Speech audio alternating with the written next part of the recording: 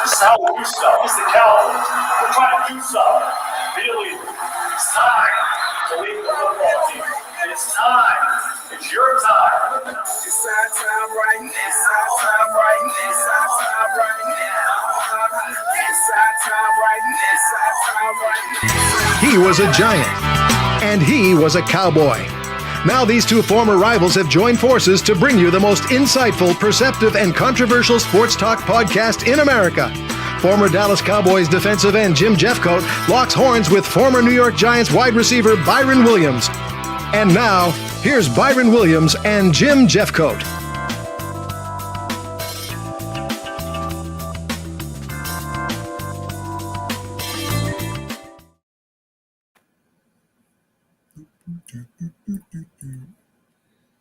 Now, let's bring you both up. There's Jim and there's Byron. Take it away, guys. Welcome, welcome, welcome. Welcome to the show. We got an action-packed show tonight. A lot of things to talk to. A lot of upsets in the NFL this week, Byron.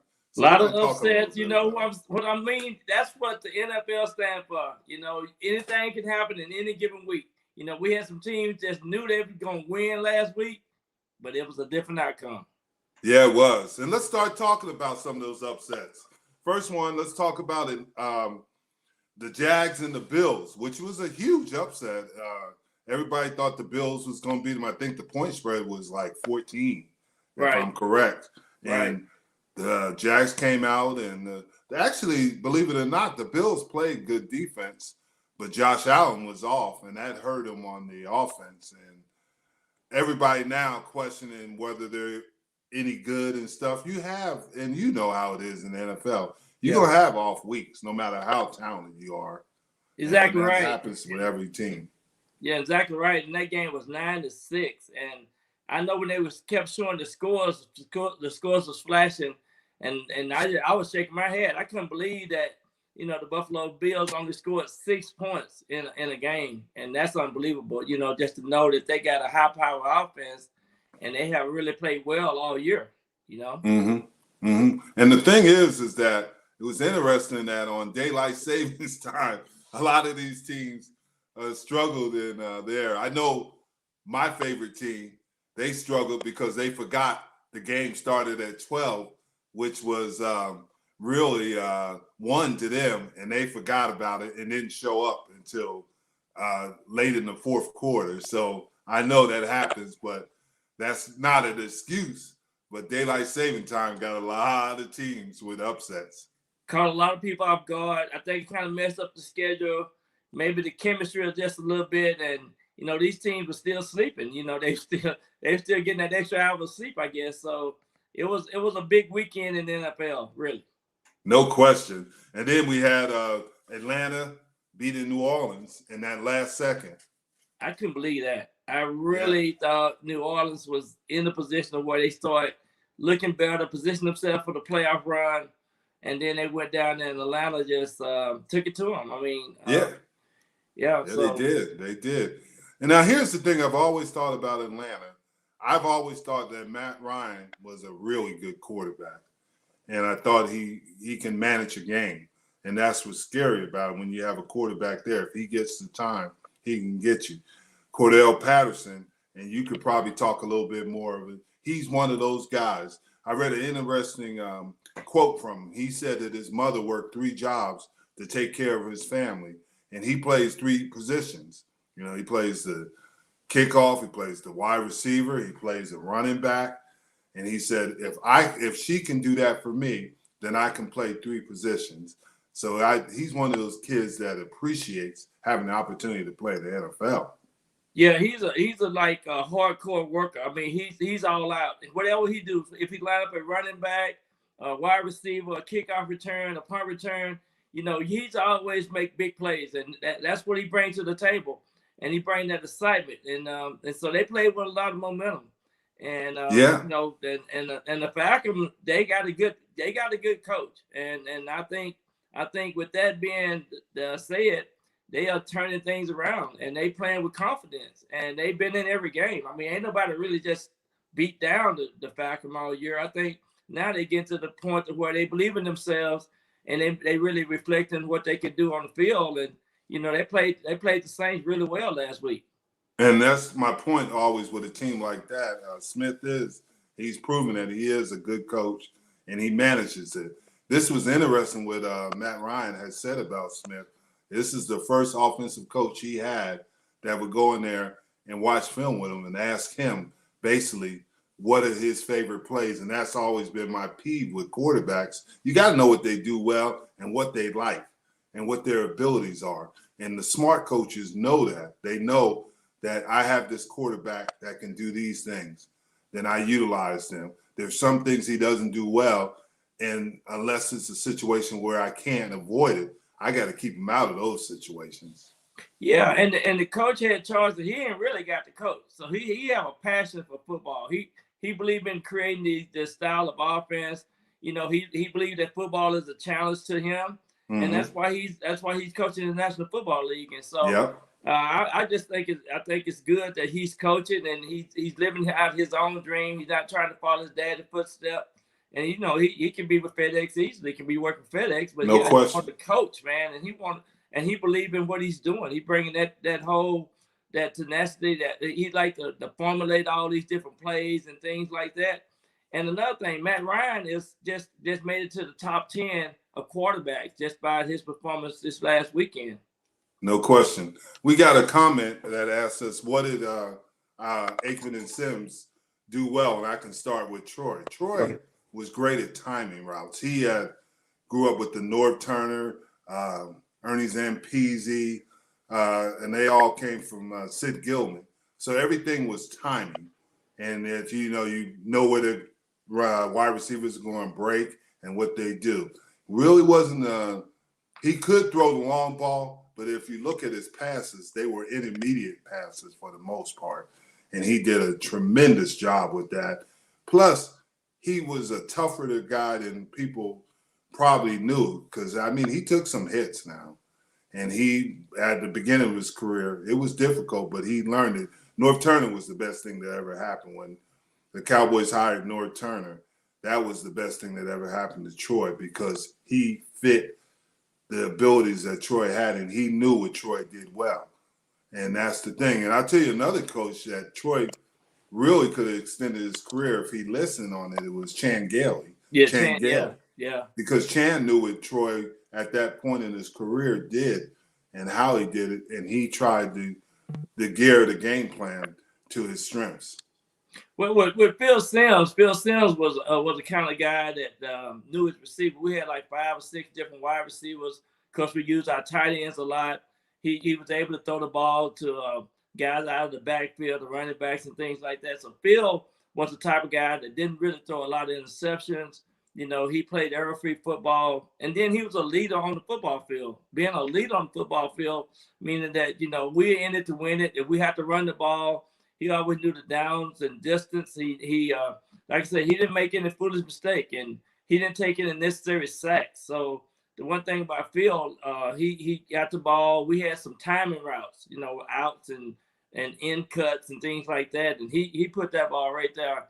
And if you go back and watch some of those highlights from Phil Sims, you know, he knew his personnel.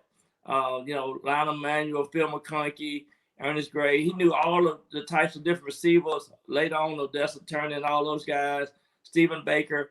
All of those guys were different types of receivers, but yet Phil Sims threw that ball right there to where, you know, guys were protected.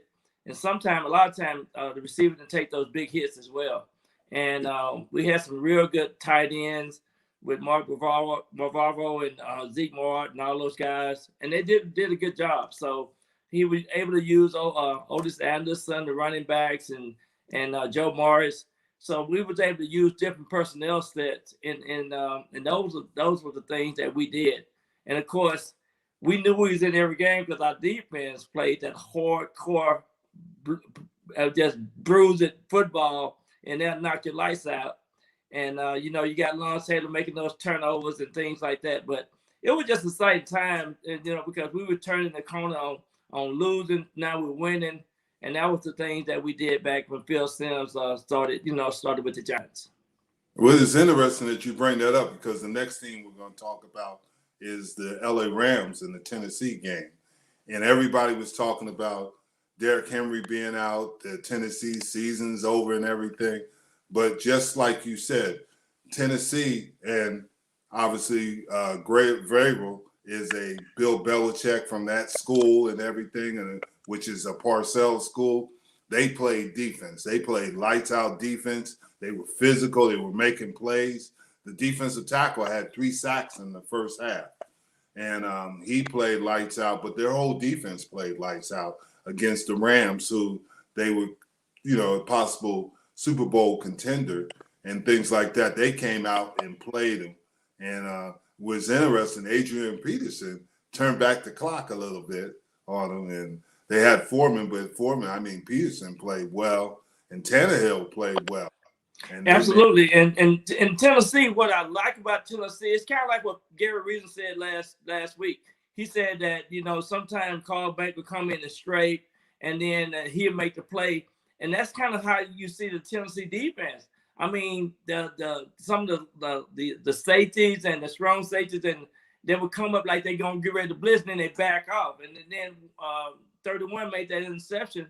And that's what I like about the defense. They are unpredictable, but yet they are flying around to the ball, and then they getting sacks. So what you like is that type of defense, that flying around defense, and they get jumping up and getting excited about the plays they're making, and they was in LA. So yeah. that just goes to show you that they came with a lot of good game planning, and they played that motivational type football to where they can come in and say, hey, we're here to play. We're not here to make mistakes. And anytime you have a defense that can score on the defensive side of the ball, then you got all kind of momentum, and you just got to get good feel for the game.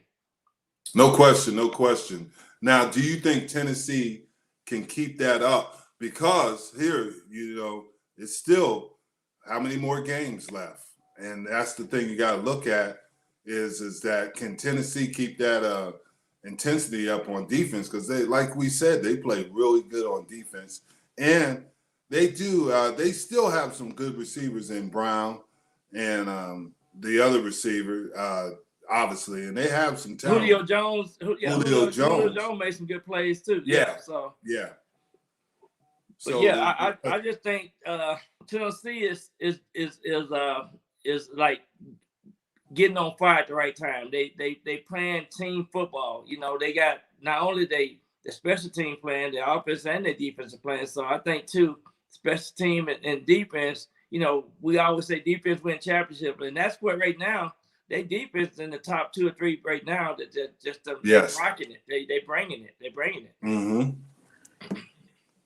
Yes, I agree with you there. Defense does win games, and we're seeing that in the NFL.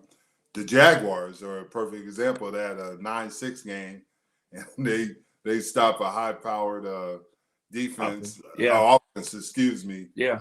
And they control them to 6 points. And this is a copycat league. People are going to look at that and try to copy it, and we'll go in later. Now, let's talk a little bit about what's going on. And I see Arizona will beat the 49ers, but here is where this is going to take me. I got a rant on this. Yeah. I was watching the game. I was watching the 49ers against the Cardinals. It was in San Francisco. Well, it's Santa Clara. Right. But here's where obviously it happened. George Kittle, he fumbled and he punched it out. That was a legitimate play, and they gave the Cardinals field position. But the game was still not out of hand. What bothered me about this whole game is I'm watching the game. DeForest Buckner breaks through the line. He sacks Colt McCoy. Right. And they argue that they called it intentional roughing the quarterback. Buckner did a legitimate tackle. McCoy got up and talking about his helmet. Look at my helmet. Look at my helmet. I do not know how, as a defensive player or a defensive lineman, really, you can play the game, because they're calling roughing the quarterback when you're sacking the quarterback. They're calling roughing the quarterback, and some of them are legitimate calls. But I don't know how you can play. I mean, they got to give you some leeway. He did not do anything that was wrong. Buckner just tackled him. I just want to say one of the things that I think one of the rules that they wanted to make sure that hits to the head, licks to the anything to the helmet, going into the helmet with the quarterback is definitely going to be called. But if they're not hitting the quarterback in the head, then he's not going at the knees or lower extremities of the legs, then I think, these plays don't need to be called. I think they don't got to the point of where they real particular about calling certain things, and that really messed up the game plan. That messed up the game. I mean, people are like, what? I mean, and they every week, and they need to start finding the referees that making these bad calls, because if they continue to make these bad calls, they make the game not interesting. It's not competitive like it should be, because I agree. This is not a little league. This is still the big boy. These guys getting paid, and and some things you can't stop your momentum being a defensive player, and you know this as well as I do. That certain things, unless they hitting the guy in the head, around the knees, or head to head type deal, call those plays. But that's what the rules should be about. Exactly. To the head. Exactly, and that happened last week against the Texans, against the Arizona Cardinals. Kyler Murray tried to duck to get under the tackle of the defensive lineman, and they called roughing the quarterback. I really have a problem with it, because I don't think it's fair when you're going full speed and a quarterback ducks. And I'm not saying hit him in the head, which Buckner did not hit him in the head. And the week before, the Texan defensive lineman did not hit Murray in the head. But I'm wondering, how are they doing this, and what are the refs seeing to call these plays? I mean, Colt McCoy got up saying, he hit me in the head. And then after that, they threw the flag. I mean, this is ridiculous. This is ridiculous. It make it bad. Certain things they need to start also like they do the players. I mean, the referees need to get fined, or need to get something. They need to be out for two games or something like that, and just hold this some type of accountable system in place to where it don't get out too far to hand, because it makes the game really bad when you get these type of unnecessary calls. Yeah. They becoming flag football. Yeah. I'm wondering if it is becoming that. But on to our next is the Patriots. The New England Patriots are doing the things that the New England Patriots do. They have won 3 games in a row. 3 games in a row. They went from 2-4. Now they 5-4. And that's because I think Belichick is now getting a sense of the chemistry for the players that he have on his team. And now Mac Jones is not making no mistakes. He's doing everything that he needs to do to position his team to win these games. And they just played good football last weekend. 2 things on Mac Jones. He got in an interesting situation where he was making a tackle on a defensive player, and the defensive player was injured. And Carolina was complaining about it was a dirty play. I did not see the play, so I can't comment on that, but they've been on him all week about that.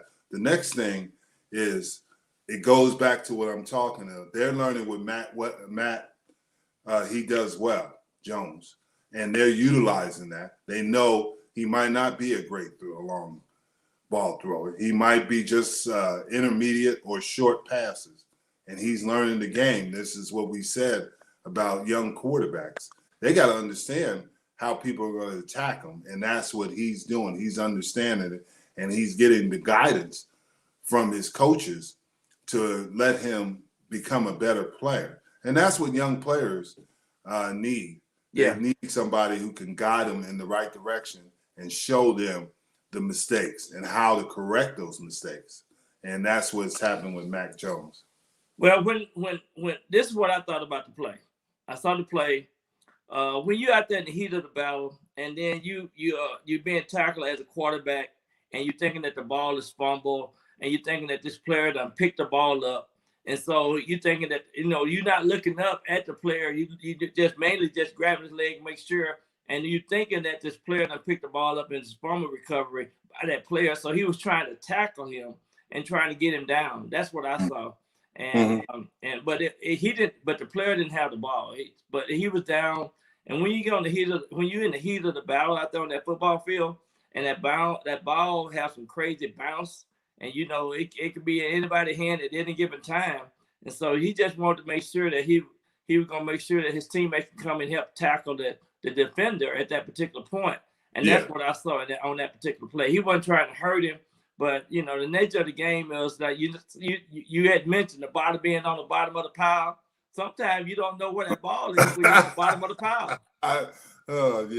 We got to tell Jack Hurst about that. That's why at the bottom of the pile, it's dangerous on that bottom of the pile. Absolutely. Now, something close to your heart, because he was a New York Giant, is OBJ is on the open market. And here's my opinion of Odell Beckham. Okay. I think that he is, and this is just not in the past, but right now, he's a cancer in your locker room. And you better have a strong locker room and strong leadership if you're going to bring him in, because it's all about him. It's not about the team. It's not about winning championship. And he wants to go to a contender, but it's all about him. And he is from if you look at his stats 3 years ago, he was one of the top receivers in the NFL. Now, and because of injuries and because of age, honestly, he is a guy that is more living off his past than in the present because of the injuries. It's not because of, if he had not got injured, he'd be it. But I wouldn't want him in my locker room. I know somebody's going to pick him up and hope that he can do the things that he's done in the past. But if you watch him play, and I've watched Cleveland, I wasn't impressed. I thought that Jarvis Landry was obviously the better receiver, and you saw what Cleveland did without him. So I think that he is a cancer. Well, I really like OBJ, and he went from like 95, 100 yards a game to here lately 42 to 50 yards a game. And of course, like you said, some injuries. But some of the three teams that right now that are kind of jumping out and saying that they might get a chance to sign him is the Kansas City Chiefs, the Green Bay Packers, and the New Orleans Saints. I always throw the New England Patriots in there as well. But yes. I just think he need to go somewhere that he have a good relationship with the coach, receiver coach, the head coach, and that they can just also get him anywhere between 6 to 8 balls thrown his way. And because he gonna get double coverage, and he's the type of player that you still have to double. And I just think he just got to get in the right system, offensive system, and I think he'll be okay.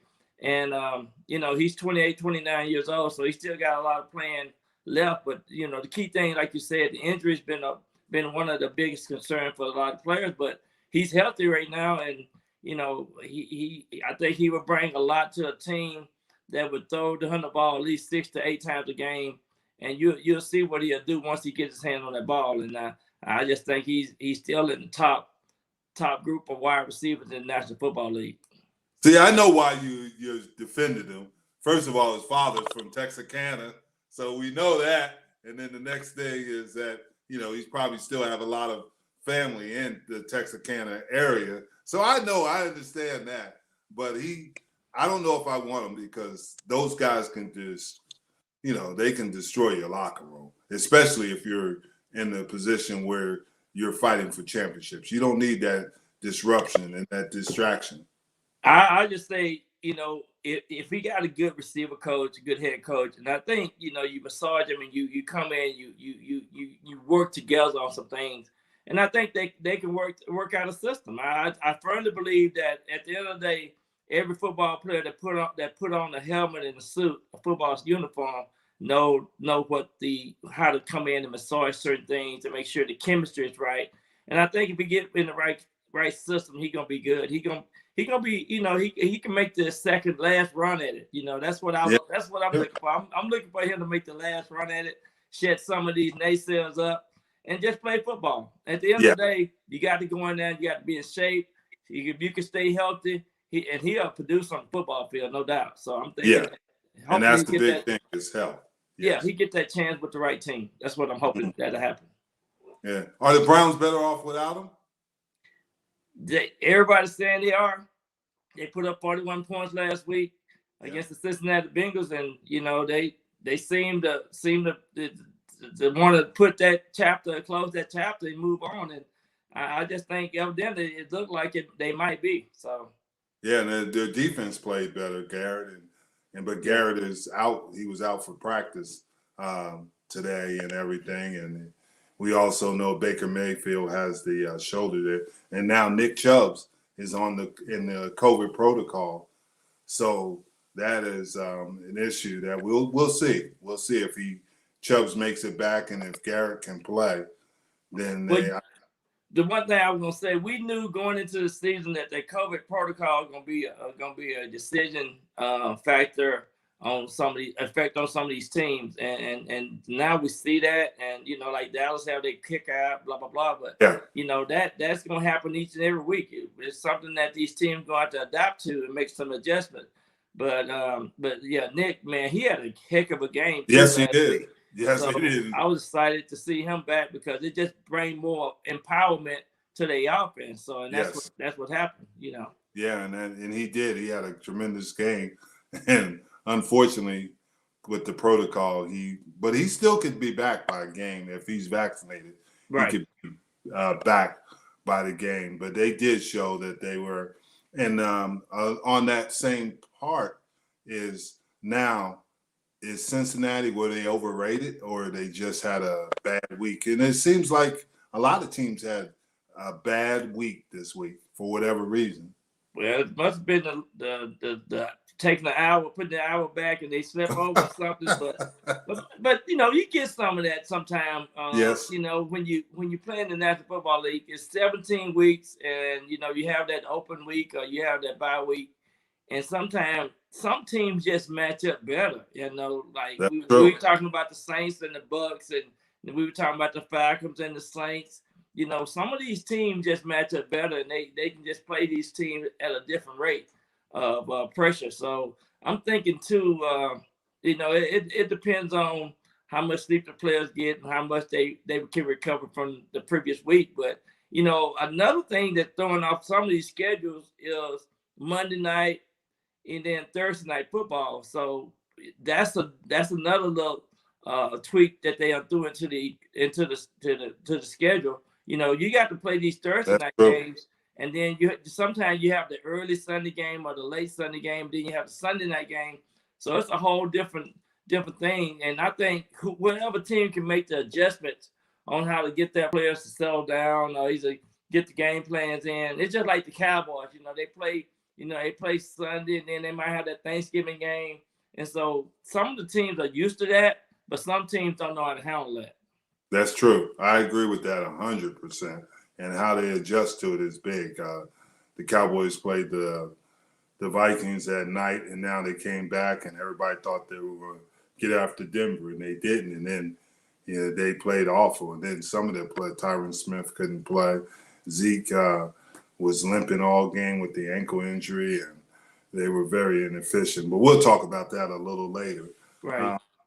How about Baltimore? Baltimore, they went into overtime against the Vikings last week, and you just got to take the hats off to Lamar Jackson, man. He once he get out there on that football field, he's gung ho about trying to win the game, and their defense is not playing like they used to, the previous years. But the good thing about Baltimore, when you think they're gonna really win, the week before they lost. And then this week they played that overtime game against the Vikings. But the Vikings, they really got a good team. Ain't nobody really just dominating the Vikings. The Vikings just need to just maybe do a tweak here and a little tweak there with Kirk Cousins. And but the Vikings, they might still have a chance of being a wild card team. Because if you stop to think about it, sometimes they put a win stretch together from time to time, and then they can get back into the hunt. Because really ain't nobody in they conference but Green Bay. Then you got Chicago, and then you got Detroit. They ain't not doing nothing. So if they can just turn that corner a little bit, they went out to Arizona and almost won that game. That's true. They played the Baltimore team in overtime. So just think about it. The Vikings is not a real bad team. They got a good defense, and they got some explosive players on offense. You know, they got great running back, got some great receivers. So and I still think they can be in the hunt. Yeah, I'm gonna get back to the Vikings, but my buddy Jason, who is a huge Minnesota fan, is he said if playing the Packers, as you can see, how will they respond to Rodgers coming back to the team on Saturday? I think that what's going to happen with them is they're not going to think about it. I mean, this guy has been the MVP. He's been he's proven his worth to the Packers. And what you got to understand, he has respect in that locker room. And regardless of what's outside that locker room, Aaron Rodgers has, because they know, and it's proved this week, to win, they need Aaron Rodgers. And regardless of, he might be a little quirky, there's a lot of quarterbacks that have been quirky. And somebody said he should have been a game show host, but he has unique abilities. Well, one of the things I can say about Aaron Rodgers needs to grow up and say, hey, I need to be responsible for what I can do and things like that. He getting paid $35 million a year. No question. So I agree. You got to, that comes with a lot of responsibility. But I know right now when you're a superstar, it's but I'm just saying you got to know, and I don't care what nobody say, whether you play in the NFL 2 years, 10 years, 15 years, that win is still small. But you got to make some good decisions while you're playing and being actively involved in the NFL. And you got to make those memories last. I mean, what you going to be remembered for? I know he's going to be a Pro Bowl and all that, but man, they could be number one. They could either be 8-1, and they would have beat Kansas City Chiefs if Aaron could have played. No question. Yeah. But the thing you got to realize is Aaron Rodgers has the right to his opinion. He has the right to his choices. There's no question about it. We all know that. But where he made his mistake was he lied. Let's be honest. He lied and said that he was immunized, and he wasn't. But he is, and somebody said, isn't he a leader that others will follow? Well, nobody's talking about. Lazard was the same thing. They were at a Halloween party. They was at my birthday party, Halloween. That's what I was thinking. And that was your fault. I noticed that. And they were, and that was the rumor. They were at yours. They got it on what's the one that whatever they call it, that little show where they get everybody. Yeah. And they found it. And then, but the same thing is that Rodgers wasn't leading by example, but on the field he does lead by example. And like I said, they know, the organization, the players know, to win, they need Aaron Rodgers. Somebody said. Oh man, but hey, it's all fun.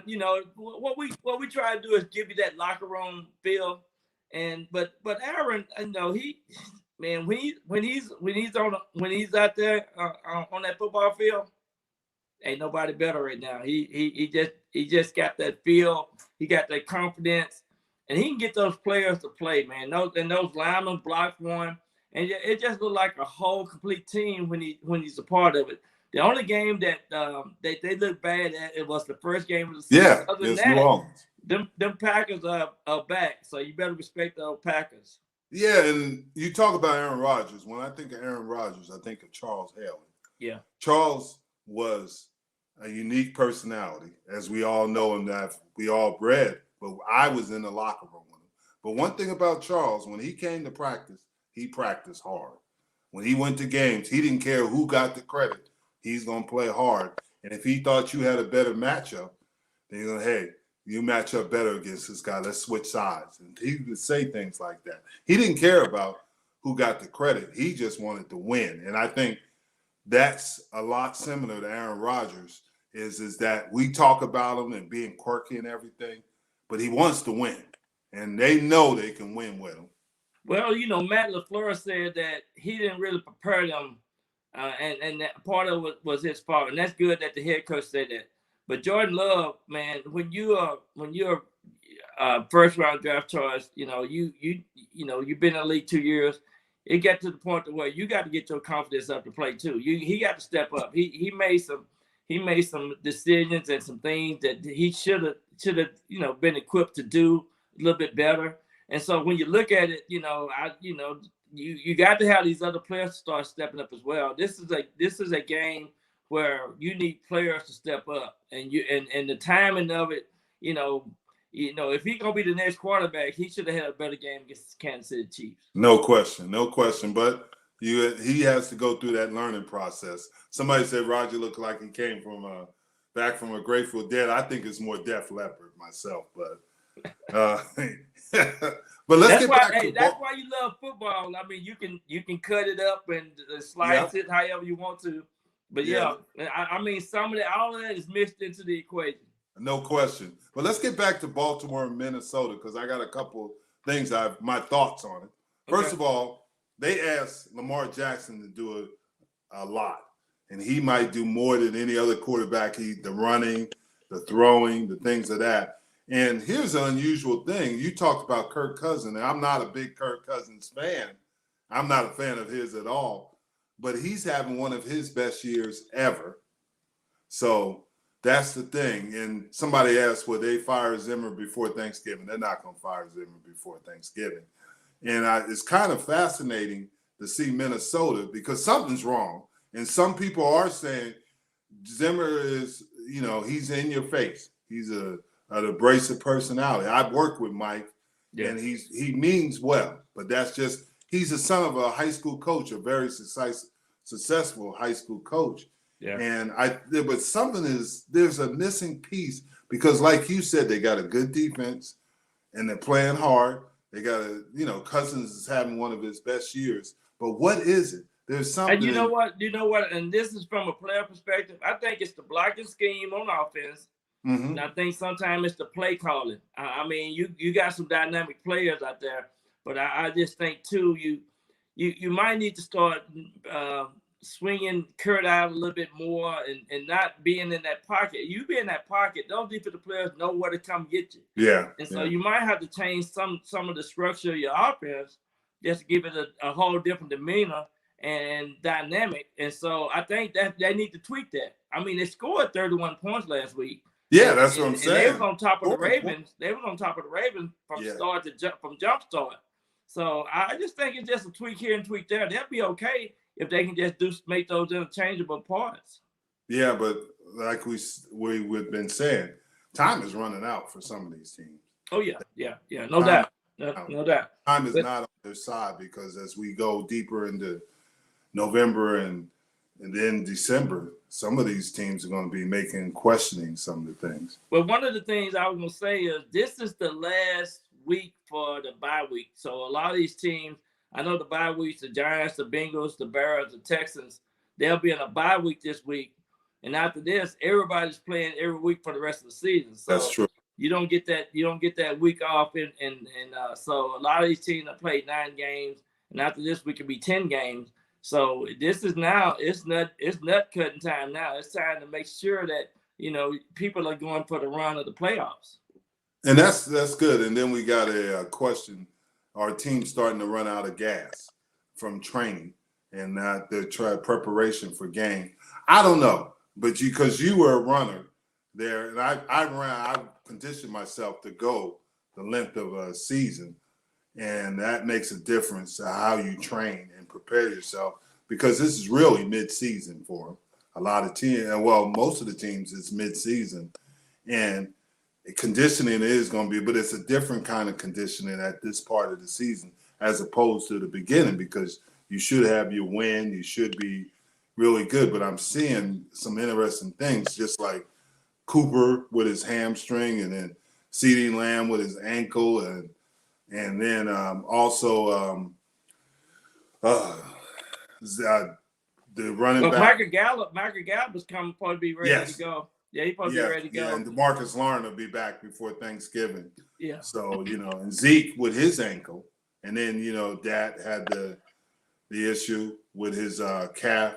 So you're seeing kind of unique things that are happening instead of getting healthy. And they are getting healthy. Tyron Smith was out last week and still have been doing a good job as the right tackle, he went to the left tackle. And we'll talk, like I said, let's talk about other things, and then we'll get to one of the things I want to say real quickly is, first, they only had 3 preseason games.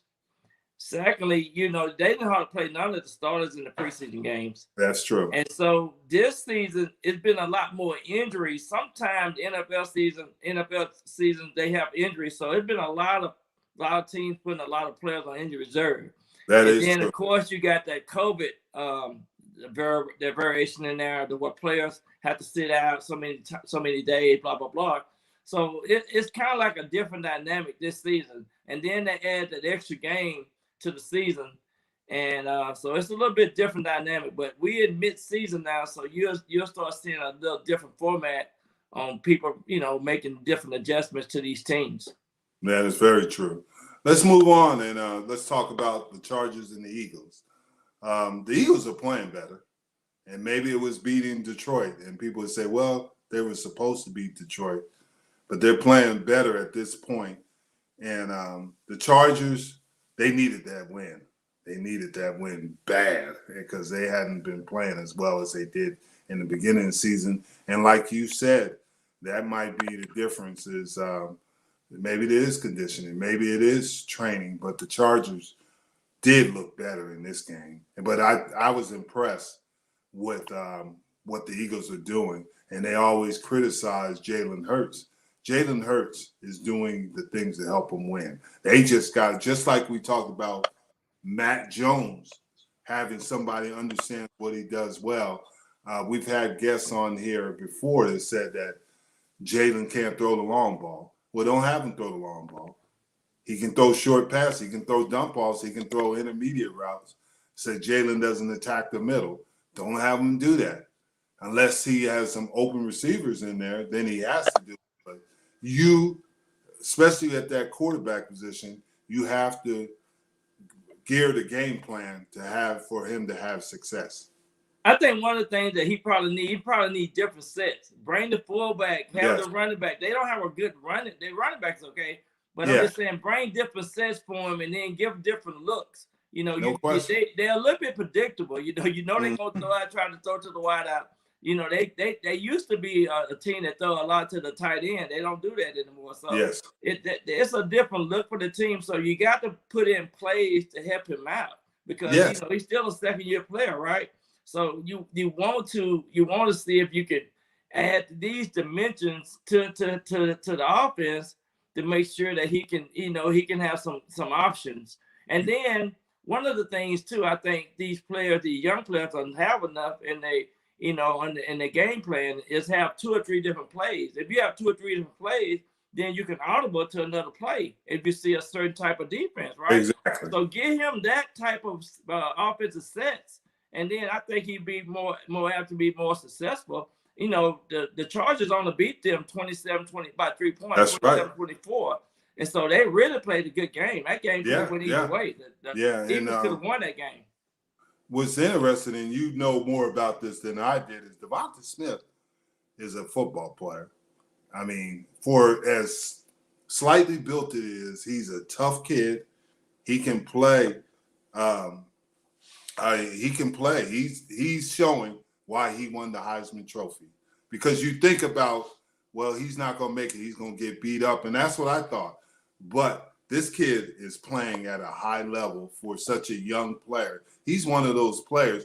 He reminds me of Anthony Carter, who used to play. And they're a slight built guy. He just makes plays. I mean, he's making plays. And he's a country boy. So he's one of those boys that know what hard work is all about. And you know what? He loved competition. And he go out there and make good plays, run precise routes. He really does. And what I like about him, he don't have no drops. I mean, this boy got good hands. So he's a player. He gonna do some great things for the Eagles. Yeah, I really do believe that. I think the more I watch him, the more impressed I'm with him. I mean, this kid is starting to really grow on me. And we talked about OBJ.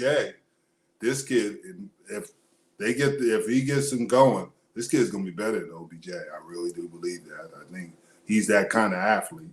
Well, the one thing I can say about the NFL, the receiving corps, they got some good receivers on a lot of these teams, and it's fun to watch them because I was a receiver, and I just enjoy watching these skill sets that these players are bringing to the table, and it just makes the game more exciting. And I just wish if we can get these different quarterbacks to settle down, and get the one thing that we used to do that I don't see a lot of teams do, we used to have to throw deep so many times a game. I mean, throw it deep. Get these guys a chance to go get it. Open up. That's what I liked about Seattle last year. They went deep. Make the game fun. So that's what we need. That's what we need to see. Yeah. Well, let's get on to the more important things. The New York Football Giants beat the Raiders, and the Raiders. Go, baby. You can make. Oh my goodness. Hey, oh Lord. Here we go. Jim, but Jim, what did I say last week? What did I say? Tell me. You said they were going to beat the Raiders. I said it. You did. But be honest with you is that I didn't think they beat the Raiders because the Raiders have been playing pretty well. Here's things that I noticed is that here's the thing. We talk about the time change. And the Raiders came from the West Coast. That's 3 hours. And they played an early game, 12 o'clock, correct? So for the Raiders, that's 9 o'clock in the morning. And I think that, and I'm not saying that's an excuse. I actually looked at that and I thought about that. But when you put your helmet on and your shoulder, you strap the shoulder pads up, it's no excuses. No, there's not. But you are a professional football player and you go out there to win games. That's what they pay you to do. So if you have to fly, we don't flew from New York and played the Raiders and played the Rams and the 49ers in the playoffs, all that. We didn't talk about the time change. Yeah, but you were a championship team too. You were champion. This is not yet a champ. And I think that eventually, I like Daniel Jones, and I'm not taking anything away from the Giants. I thought the Raiders had issues where they didn't play as well as they could. But the Giants won the game. The Giants did the things necessary to win the game. And there's no excuses for it. I thought they talked about Judge not doing this and that. I thought he did the right things and got things fixed. And I always, honestly, I had picked the Giants to win the division. I don't think they're going to win the division now. No, they won't win the division, but I thought the Giants had talent, and I thought that they could play. They played well, and if they played well, they got off to such a bad start, it made it difficult on them. Absolutely, and, they lost some games that they should have won. Mm-hmm. But one of the things, the defense came around this week. Yes, and we scored 23 points on offense, so. That was inspiring, encouraging, and Daniel Jones, he's building up his confidence. I'm liking him. I'm thinking that he's gonna make some great things happen. And then when Saquon come back, man, we're gonna have a feast. We're gonna finish the back end of the season. I'm telling you, we're gonna finish the back end of the season, and then we got a week off this week, so we're gonna get healthy. So we just think about it. In 2 weeks, we coming back on fire, baby. It's gonna be. It's going to be the big blue. The big blue is coming out. Can Saquon stay healthy enough to help him? That's the question you got to ask. And that's the things that you got to look at. And and like you said, they played playing great today. Exactly. Devontae Booker is playing great. Yes. Good point. I'm glad somebody said that. And that's what it takes. You got to have the next guy up, step up, right? Next guy step up. And that's what we're getting now. We're getting better play out of the second teamers. That's what's good about watching the game.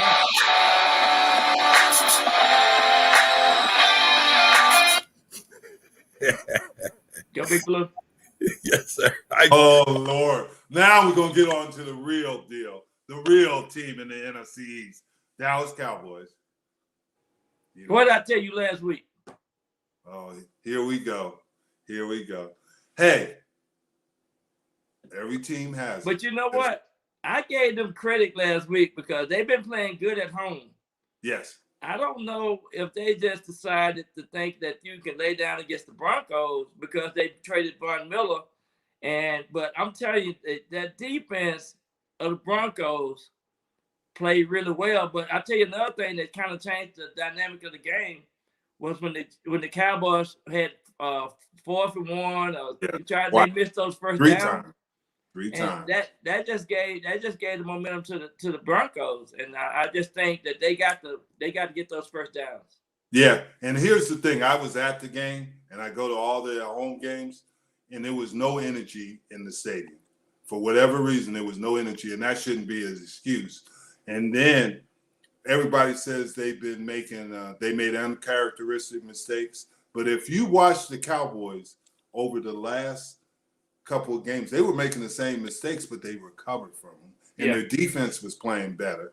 Their defense didn't play well this game. And that's the thing. And even Dan Quinn admitted that. He said, we didn't play well as a defense well enough to win. And we talk about, Dak coming back and everything. But there was some drop passes that shouldn't have been dropped. Yeah. You saw them. And that's my biggest concern with Lamb is that he can go into there where he can do it. And then Amari Cooper, he was dropping passes. And then when Zeke got injured, and we saw Pollard make plays, and he tried, but Zeke is a difference guy. That's why he's one of the top 5 backs. And these are not excuses. This is just looking at what happened in the game. Now, this has to be a wake-up call because next week they play at 12 again. And we're going to see it. If they keep turning the ball over and putting themselves in bad positions, they're going to have a problem because Matt Ryan's going to eat them alive.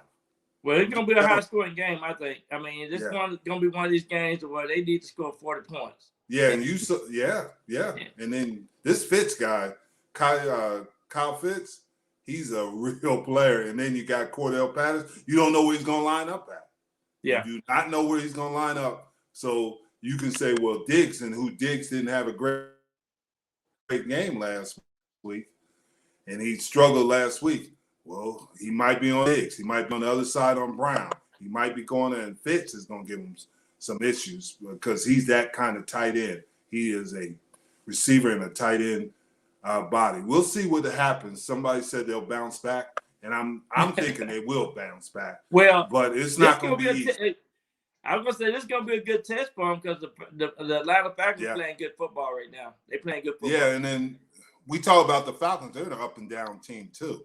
They look like world beaters one week, and then the next week, is this the same team?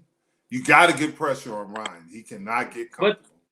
But one of the things you got to realize being a Cowboy, everybody going to be up for you. So we talked about that.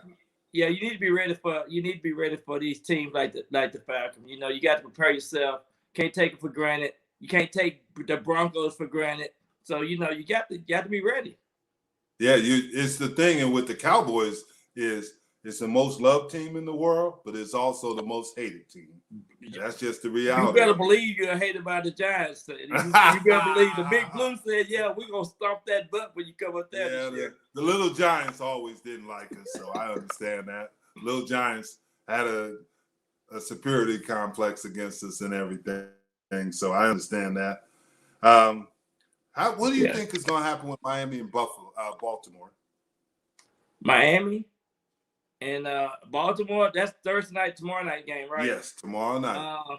I just think right now, Baltimore just gonna put up some points, and Miami they've been playing a little better, but of course their quarterback is still out, and they got a couple of players that's injured that usually they depend on, but they play at home, so Baltimore got to go down to Miami and play them. But Baltimore need to show everybody that they can put a complete game together and win games that you got to win games you're supposed to win. So this is a game that Baltimore's supposed to win. So hopefully they get that. Yeah. Somebody said Miami's falling apart. But here's the thing. I played in Miami at night with the Cowboys, and we were the better team. And we went down there, and we got spanked. We got spanked. In Miami, as you know, playing with the Giants, you go to Miami, the humidity, the atmosphere is a little bit different than other stadiums. And they said, well, it's not the fans, it's just the atmosphere of Miami. Exactly. Like when you go to Miami, you go to the Broncos, you go to the Patriots, it's in Buffalo. It's something about the air. It's something about the. I mean, exactly. When you those certain stadiums like that, it sometimes you get the air come out of you. It's like somebody to stick a pin in you, right? Yeah. Somebody said something about Leon Lett. Oh man, leave Leon Lett alone. That's my guy, Cat. But here's the thing, also, is that that same thing that happened to Leon happened in this game against Denver. The ball went past the line of scrimmage. A Cowboy player touched it, so it's a live ball, and nobody in the Broncos recovered it. It was a first down. Yeah. So that thing happened, and then we got Jason's halfway through the season. Jason, I already told him from the get-go, Jason, Arizona Cardinals was my team. That's what I think. I think that the Cardinals the Rams are going to be up for them, and their division is still. Seattle might not be as deadly, but they still got to get through that division. Yeah. And that's still a good division. And if the Cardinals, and then now Murray's having a little bit of injury problems. So that's going to be interesting. His ankle and stuff, and how fast he can recover from that is going to question it. So I'm not picking the Cardinals. I think the Bucs might go back.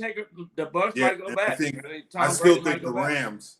The Rams are a team that could possibly, and the Cowboys. If things go right, you can get the Cowboys and they get that home field advantage. It's going to be loud in there. I know that burns you and everything, but I think the Cowboys got a chance. Well, I hope they can play better than last weekend. I'll tell you that. Hey, they're going to play better. They're going to play better. And then on the AFC side, that's a tough one. I don't know. Baltimore's there. I'm still thinking Buffalo. I'm still thinking Buffalo. Yeah, I would go with Buffalo, but Baltimore, Tennessee, and Tennessee seems to have Buffalo's number. And Baltimore, you can't underestimate what Lamar Jackson can do. And that's the thing, because he finds a way to get it done. And I want to say on the NFC, I got to say this: if Green Bay get home field advantage, it's gonna be hell to go through the Packers land. Yeah. So, It's gonna be some good teams out there. Gonna be some good teams. There is. Thank you, Marlene. I know you're a Cowboy fan too. Marlene. I know Marlene real well. Thank you, Marlene, for giving us the thumb up. I'm gonna give the Cowboys a thumb down. She gave the Cowboys the thumb up. but I think this is gonna be interesting because there's no go Cowboys. I'm telling you. It's your friend. And she still go Cowboys, but I think it's going to be interesting this season because nobody is head above everybody. I mean, every team has an opportunity. Well, the top teams have an opportunity, and who can get on the run now? Because it's not a sprint; it's a marathon.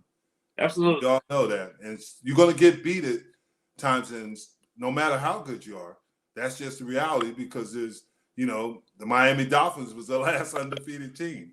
The Patriots, somebody talking about the Patriots, they done won 3 in a row. So right now they looking good too. Yeah, so.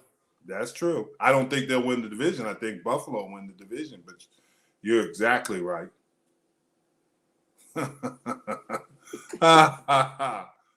Oh, man. We love the Cowboys. I love the Cowboys when they win because I can drive around safely. Ain't nobody trying to run me off the road. When they win, like last week, man.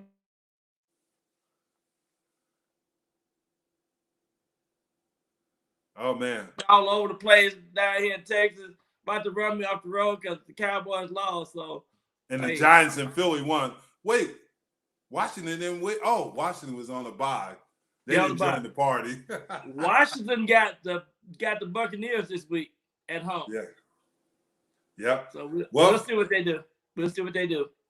Well, we're at the end of our time, and it was a great time. I mean, it's victory, and it's always good sitting in with you on Wednesday nights and excited about it. And, hey, tell your friends about us. Tell your friends. Come and join us. We can talk. Hey, we're going to take questions, and we'll have answers for them, and we're just talking shop. We're talking shop. That's what we're talking. Thank you guys for coming on board with us. We really love you guys. And have a great evening. Go Cowboys. Week number 10, baby. Week number 10. All right. Giants.